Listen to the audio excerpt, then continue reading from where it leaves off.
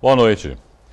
Depois de 40 dias de ocupação, os estudantes que invadiram o campus Silva Jardim da Unifesp em Santos decidiram deixar o local nesta terça-feira. A universidade foi entregue à direção no período da manhã. Logo depois foi realizada uma vistoria que foi acompanhada pelos alunos. Alguns estudantes permanecem no local e aos poucos vão deixando a Unifesp. A universidade está aberta para os funcionários e professores que participaram de uma reunião no período da tarde. A decisão de desocupar aconteceu após uma assembleia realizada pelos estudantes nesta terça-feira. O local foi ocupado no dia 3 de novembro. Os alunos eram contra a PEC e a proposta de reforma do ensino médio, medidas que avançam no Congresso. Nesse período, eles também fizeram uma pauta de reivindicações do próprio campus. Jéssica Santos, para o Caderno Regional. Uma agência dos Correios de Praia Grande foi assaltada ontem à noite. O sindicato da categoria reivindica mais segurança na unidade. Estas fotos mostram como ficaram as mercadorias completamente reviradas. Os bandidos estavam atrás de encomendas com maior valor comercial e, por isso, deixaram a maioria dos produtos para trás. A agência invadida fica na Avenida Presidente Kennedy, uma das principais de Praia Grande. O diretor do sindicato conta que esteve na unidade pouco depois do crime. Eram 8 horas da noite e 3 homens armados renderam os 2 funcionários. Ficaram o tempo todo aí sobre a mira de um revólver e sobre ameaças de os ladrões dizendo que sabiam onde eles moravam, que sabiam que eles tinham filhos, onde estava a família deles, então foi tenso. Os bandidos conseguiram fugir, ainda não se sabe a quantidade de mercadorias levadas. O caso foi registrado na delegacia sede da cidade. De acordo com o representante do sindicato, esta não é a primeira vez que a agência é alvo de criminosos. Ele pede mais segurança na unidade. Há muitos anos nós viemos pedindo que a empresa volte para a agência os seguranças e que coloque no CDD também.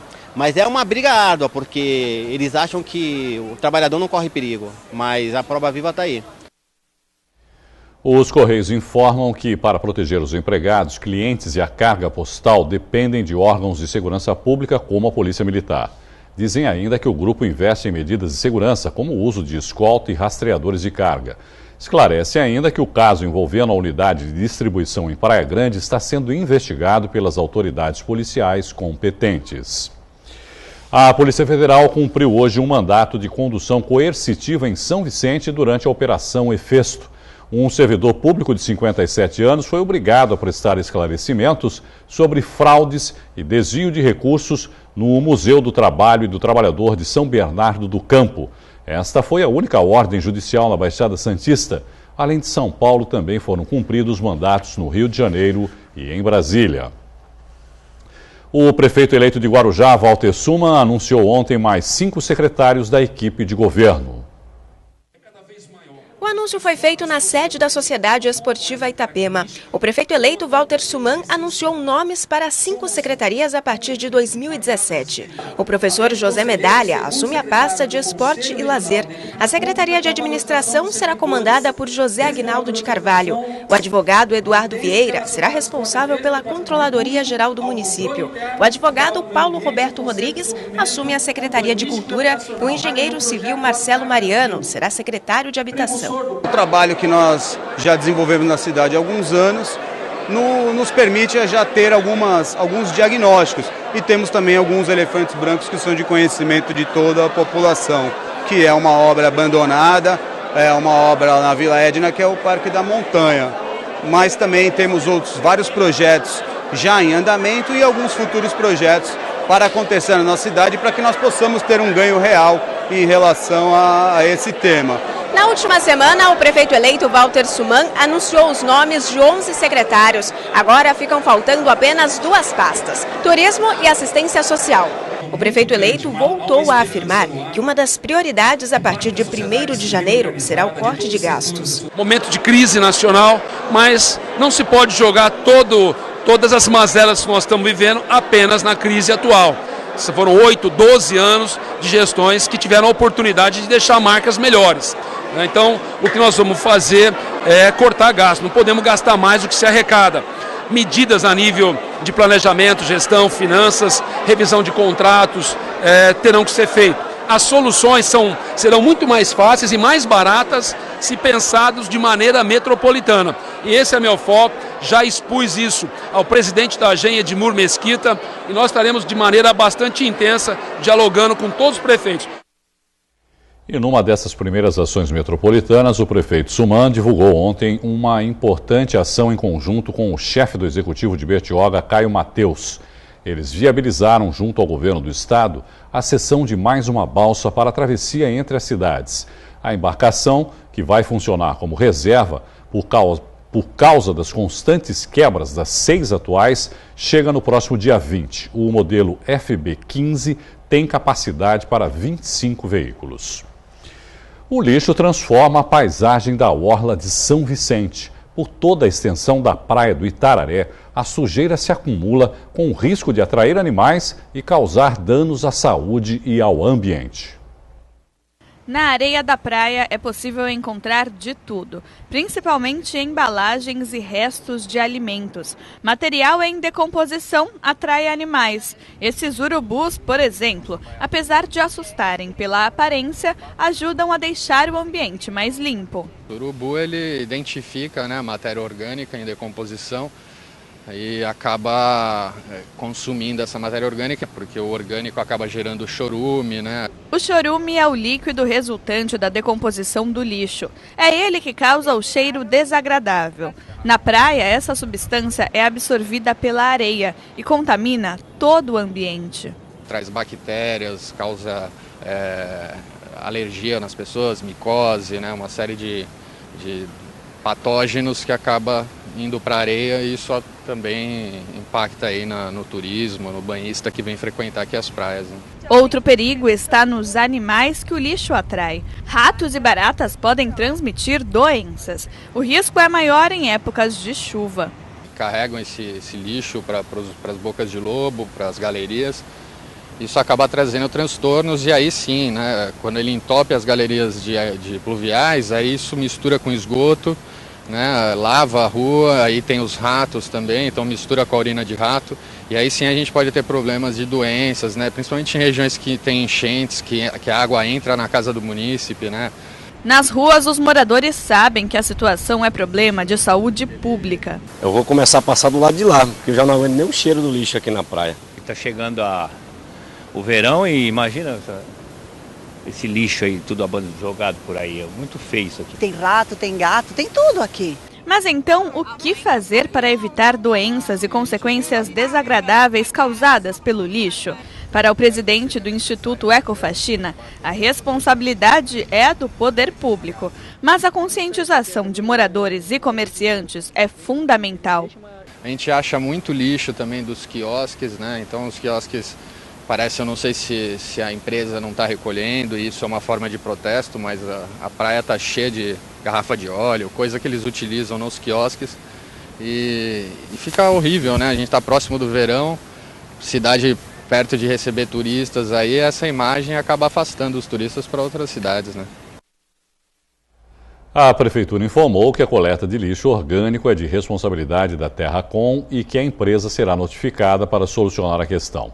A Prefeitura esclareceu ainda que coleta é feita diariamente no período noturno. O governo federal já detalhou os principais pontos da reforma da Previdência Social enviada ao Congresso. Entre as propostas está o estabelecimento de idade mínima de 65 anos para o contribuinte reivindicar a aposentadoria e o tempo mínimo de contribuição de 25 anos. Para falar mais sobre o assunto, o Caderno Regional recebe agora o advogado previdenciário Sérgio Pardal. Sérgio, boa noite, obrigado mais uma vez. Estava lembrando, né, Sérgio, faz pouquíssimo tempo que a gente estava conversando sobre as novas regras da Previdência, da Previdência Social, da aposentadoria, que é o 85-95, né, que ficou conhecido. E você já está de volta aqui de novo para falar sobre essas novas regras, essas novas propostas. Eu acho importante a gente colocar também que ainda depende de aprovação. Quer dizer, é uma proposta, como o nome está dizendo, que vai ser apreciado pelo Congresso e lá pode ainda sofrer modificações.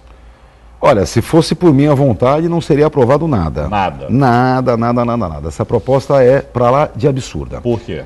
primeiro lugar, ela é mentirosa. Ela mente não só nos cálculos, mas nos cálculos todo mundo já sabe, né? Eles fazem um cálculo generalizado como se nada fosse mudar, como se tudo estivesse ainda nas condições atuais. O cálculo deles é absurdo. A Anfip, a Fundação Anfip, dos fiscais da Previdência, aprovam isso claramente. Em segundo lugar, é mentiroso. Por que é mentiroso? Porque ele está dizendo que ele vai equiparar os benefícios dos servidores públicos ao benefício do regime geral do INSS. Mentira, isso já aconteceu. Em 2003, a emenda 41 já fez essa modificação. Hoje, o sujeito que ingressa no serviço público não se aposenta mais pelo último salário e com paridade de reajuste. Nada disso. Se aposenta pela média contributiva igualzinho, no mesmo limite do INSS, nas mesmíssimas condições. Alguém vai dizer... Vale para o trabalhador da privada. Do regime geral. Alguém vai dizer assim, não, mas não tem o fator previdenciário. Não, não tem, mas tem idade mínima. Servidor público para se aposentar com 35 de contribuição tem que ter 60 de idade. Servidora pública com 30 de contribuição tem que ter 55 de idade. Então vejam, a reforma efetivamente já aconteceu. E não é só isso, mesmo no regime geral, não é verdade? Até 98, nós tínhamos a média pelos 3 últimos anos. Mudou. Os maiores salários que representam 80% de todos. Já é um absurdo, né? Já é uma coisa absurda mesmo, porque você pega a vida inteira. O cara que cresceu na vida só sai perdendo. Agora, a briga já vinha feia. Mudaram pensão por morte, deram período máximo de recebimento de acordo com a idade da viúva, mudaram auxílio doença. Então, as mudanças já vêm acontecendo há muito tempo. Agora, me vem essa proposta de emenda constitucional que o saco de maldades é absurdo. Nunca vi um saco de maldades tão grande na minha vida, juro. Só para você ter uma ideia, essa média que se fazia pelos maiores salários, que representem 80% de todos, muda. Sabe como é agora? Por essa proposta? 100%. Ou seja, todas as contribuições que o cara fez no mundo vão entrar no cálculo da média que ele vai ter como base. Então, sabe, realmente o saco de maldades é enorme. Tudo indica que vai sofrer uma modificação no Congresso, provavelmente, né, Pardal? Se bem que, se a gente levar em consideração a votação de hoje da PEC 55, que teve larga vantagem, né, de aprovação... É que é uma diferença básica, né? A PEC 55 também é uma grande sacanagem, né? A ideia ali é a construção do Estado mínimo. O Estado mínimo, aquele que não garante nada para ninguém. Quem é que precisa do Estado? Será que são os ricos? Não são, né? São os pobres. Então, para eles, nada. Então, a PEC 55 já tem esse grande absurdo. Acontece que não é muito fácil você trazer para a população em geral o que é que representa esse negócio do teto, o limite ou não limite. Os caras ficam fazendo aquela brincadeira, não, é que nem gerenciar a sua casa, não pode gastar mais do que ganha. Mentira, é um dos grandes absurdos. Assim. Não, é bem diferente disso. Acontece que não é fácil levar a população a se manifestar contrariamente a isso. Agora, a questão previdenciária, o cara é louco. Eu estou dizendo, veja, esse rapaz que eu considero um golpista, que está no poder, está jogando a bola para a gente bater nele. Só pode ser, porque essa proposta é para lá de absurda. Além do que, a proposta também deixou os militares fora dessa reforma. Bom, isso é uma sacanagemzinha clara, né? Vejam só, os próprios militares já tiveram mudança na sua regra. Os militares já têm regime próprio, já têm relações diferentes. O que acontece é que esse governo Temer é o governo geleia. Basta mexer um pouquinho que ele recua, né? Então, foi o que ele fez. Tanto que na primeira proposta de PEC estava escrito no texto que todo mundo entrava. De repente eles não entram mais. Era para todo mundo. Isso. E aí tem uma das questões principais, inclusive, nas quais os militares ficariam de fora, que é a questão da acumulação de pensão e aposentadoria. É divertido. Em 94, o FHC, presidente da República, soltou uma medida provisória que proibia a acumulação de aposentadoria com pensão. Na época, a imprensa chamava de MP Mata Viúva. Foi cômico, né? Alguém, depois de 4 meses, encostou no FHC e falou, rapaz, não vai dar isso não. Sabe por quê? Porque o nosso sistema é contributivo. Quem contribuiu para a aposentadoria foi o segurado. Quem contribuiu para a pensão foi o falecido. Então, origens contributivas diferentes têm que poder acumular. Não é que o cara quer ressuscitar a MP Mata Viúva. Eu nunca pensei que alguém ia levantar isso de novo. Mas ele levantou outra vez esse mesmo absurdo. Agora, Sérgio, se questiona-se muito, né, os especialistas, se realmente a Previdência vai à bancarrota. Por quê? O nosso sistema é contributivo, como você falou, ou seja, os trabalhadores da ativa pagam para manter os que estão inativos nesse caso. Seria, né? Claro que com essa nova regra de cálculo, já não é bem assim, né? Sim. Não, Veja, a princípio quando seria esse o nosso os 3 sistema. últimos anos, evidentemente, quem está em atividade sustenta o inativo. Essa é a ideia em geral. Mas veja, essa é a ideia no mundo todo em seguros sociais. O do Brasil tem seus problemas básicos. Basta lembrar que a Lei Orgânica de 1960 tinha um artiguinho que dizia assim: é preciso fazer um cálculo atuarial para buscar a dívida da União, para que a União pague. Esse cálculo nunca existiu, viu? E a União continua devendo. Basta você pegar a lei de hoje e ver que a União não entra com nada. É tripartite, mas a União só quer mandar. A União não põe dinheiro. E aí começa essa brincadeira do cálculo. Por exemplo, os benefícios da LOAS, da Lei Orgânica de Assistência Social, eles não são contributivos. Logo, não podem ser descontados das contribuições. Eles são assistenciais, são obrigações da União. Agora, no geral, o mundo todo fica reclamando que o trabalhador agora cisma de aposentar e continuar vivo, onde já se viu, né? Antigamente morria rapidinho. E pior, fez menos filhos, fazia 15, agora faz 2, só acha que tá bom? Olha, a longevidade e o controle de natalidade é para ser comemorado, não é para reclamar. E evidentemente o seguro social fica mais caro, claro que fica. O único problema é quem deve pagar pelo encarecimento do seguro social. Colocar o trabalhador para trabalhar mais tempo só se você tiver mercado para ele. Não tem. E o mercado de trabalho não vai crescer nunca mais, porque a tecnologia não permite. Logo, quem deve pagar pelo encarecimento do seguro social é quem tem mais, evidentemente, né? Os bancos, por exemplo. É um bom questionamento. Qual a saída, Sérgio, para esse caso? Olha, o trabalhador pensar seriamente, e que me parece que nunca pensou até então, e agora parece que há uma mudança nesse sentido, em previdência privada, para tentar garantir um padrão de vida quando ele chegar no momento da aposentadoria? Olha, vamos entender bem o que é que acontece no mundo. Quando esse cara tomou posse, logo depois do golpe, a primeira coisa que ele fez foi, na canetada, retirar o INSS do sistema previdenciário e mandar ele para o Ministério do Desenvolvimento Social e Agrário, coisa de maluco.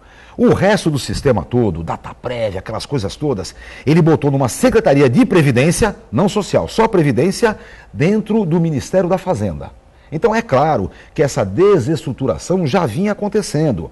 Eles querem fomentar a previdência privada. Agora, vamos pegar a previdência privada que existe por aí? Não é que ela seja ruim, hein? Aquele trabalhador que ganha mais que 5 mil reais, não tenha dúvida, 5 mil é o limite do INSS. Se você ganhar mais do que isso, tem que pagar o INSS e fazer um PGBLzinho da vida, né? Todo Plano Gerador de Benefícios Livres. Mas vejam, são regimes de contribuição definida. Você põe dinheiro todo mês e quando você for ter direito a recebê-lo, pega aquele fundo de reserva e divide por sua expectativa de sobrevida. Vejam bem, se acontecer um boom inflacionário e o fundo de reserva for para as cucuia e virar zero, a matemática fica mais fácil.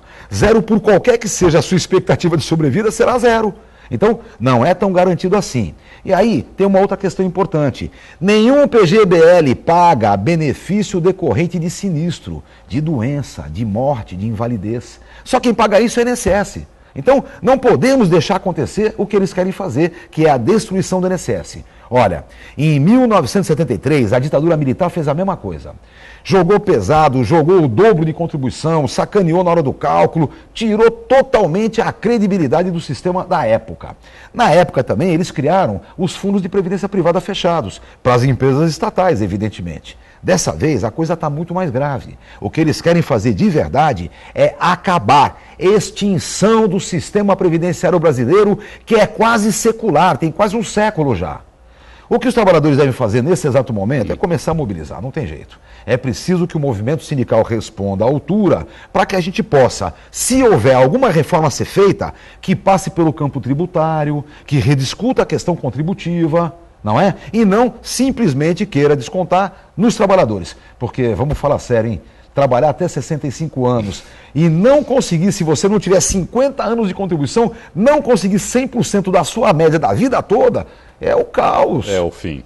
E pensa numa coisa, a informalização do trabalho é comum, não é? Sim. Cada vez mais o trabalhador não tem vínculo empregatício. Você acha que algum autônomo vai querer contribuir para um sistema porcaria desse que ele está propondo? Não vai. Então, resistência é a única saída que nós temos. Se houver alguma reforma, que ela venha efetivamente para dar um crescimento específico para um seguro social importantíssimo, que é o Regime Geral de Previdência do Brasil, que o INSS administra, e os regimes próprios. Olha, ele está dizendo que vai igualar. Há muito tempo já eu estou dizendo que em 20 anos o INSS engoliria todos. Por quê? Porque quando se esgotassem as regras de transição, isso seria fácil. Só uma coisa importante, é bom lembrar. As regras de transição sempre foram feitas para aquele sujeito que não tinha direito a benefício ainda, mas já estava no sistema. Sim. Quem já tinha direito adquirido, não se discute. Quem entrou no sistema depois, é regra nova, não discute também. Quem já estava é que tinha regra de transição. Pois não é que essa proposta que está apresentada só admite regra de transição para quem tiver 50 anos se homem e 45 anos de idade se mulher.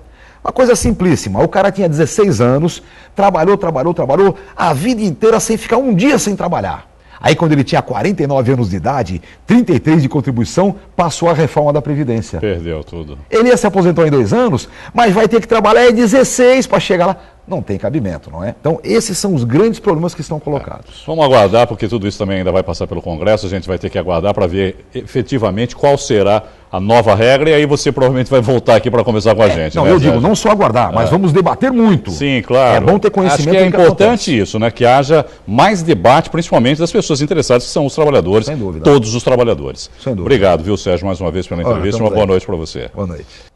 Desde domingo, a Portuguesa Santista é sede do Barcelona Camp.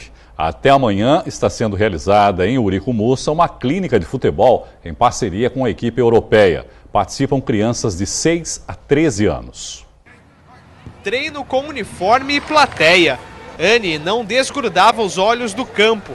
Esse cuidado todo era para ver o filho Gabriel, atacante e futuro jogador de futebol, quem sabe. O Gabriel ganhou de presente do vô, que é mega vovão. E como ele faz já a escolinha de futsal, de society, a gente achou que ia ser bem legal e ele veio super empolgado. E aí vocês também estão curtindo? Estamos no clima. Abandonou tudo nesses dias para viver. Ontem ele fez de manhã à tarde, que o professor deu a oportunidade, e tá amando. Os alunos foram divididos em grupos, cada turma com no máximo 14 jogadores. Tudo para que os técnicos acompanhassem de perto cada detalhe. Toda essa atenção é só uma das características da metodologia de ensino da Escola de Futebol do Barcelona. Está sendo muito bom, nós estamos muito contentes, percebemos o feedback dos pais, das crianças principalmente, estão todos adorando. E quem sabe, né, seja também o princípio de uma possível escola em Santos. O clube espanhol tem 27 escolas em 22 países. No Brasil, são 2 no Rio de Janeiro e 1 em São Paulo. A clínica itinerante acontece até amanhã na cidade. Nesses dias aqui em Santos, o Barcelona, através da Escola Oficial do Barcelona no Brasil, está dando a chance, a oportunidade aos atletas da Baixada Santista de vivenciar durante 4 dias a oportunidade, a experiencia de ser jogador do Barcelona, de vestir a camisa, de ser treinado na metodologia do Barcelona, de aprender os conceitos tácticos do Barcelona e de vivir segundo os valores do Barcelona, que também é muito importante dentro e fora das 4 linhas. Inscrições para participar da clínica já estão encerradas. O projeto Trilha Noel, desenvolvido pelo Instituto Tantan há 16 anos, está arrecadando brinquedos para esse Natal. A repórter Jéssica Santos tem os detalhes. Desta vez, comunidades que nunca receberam projetos serão contempladas e o objetivo é arrecadar 5.000 brinquedos. Para falar mais sobre esse assunto, eu converso agora com a Cláudia Alonso, que é coordenadora da ONG Tantan. Cláudia, quais bairros serão contemplados? Olha, esse ano a gente vai para bairros que habitualmente a gente não ia. A gente vai pegar lá a Última Ponte no Dique, a gente vai pegar uma região do Paquetá, próximo ali ao cemitério. E aí os outros a gente não vai ficar contando, vão acontecendo também, porque a gente encontra criança na rua, muitas vezes para e entrega o brinquedo. Então a ideia é essa mesmo, encontrou criança, a gente está ajudando o Papai Noel que não aguentou o calor, né? Então nós viemos representando. E esse ano também terá apresentação de um coral? Esse ano os voluntários envolvidos, que são pessoas atendidas pela Tantan ou não, pessoas da comunidade que se envolvem, vão fazer um happening, uma música que a gente escolheu para cantar e que a gente vai começar a cantar no meio das pessoas e vai pedir que as pessoas cantem junto com a gente. Quem quiser ajudar, como que pode fazer? Quem quiser ajudar pode vir aqui na Tantan, que é no 3º piso do Teatro Municipal, qualquer dia depois das 3 da tarde. A gente aceita brinquedos novos e brinquedos usados em excelente estado. Então, por exemplo, tá vendo? Aqui a gente tem uma pista de carrinho, tá usada, mas já foi conferida, tá bem legal, tá na caixa. A gente aceita boneca usada, as mães do projeto dão banho, fazem roupinha, penteiam e elas ficam novas para ser entregues para as crianças. E até quando as pessoas podem doar os brinquedos? Até o dia 19 de dezembro elas podem doar. A gente vai estar recebendo, a gente precisa atingir a nossa meta de 5.000 brinquedos. Obrigada pelas informações, Cláudia. Jéssica Santos para o Caderno Regional. O endereço do Teatro Municipal de Santos é Avenida Pinheiro Machado, 48, na Vila Matias.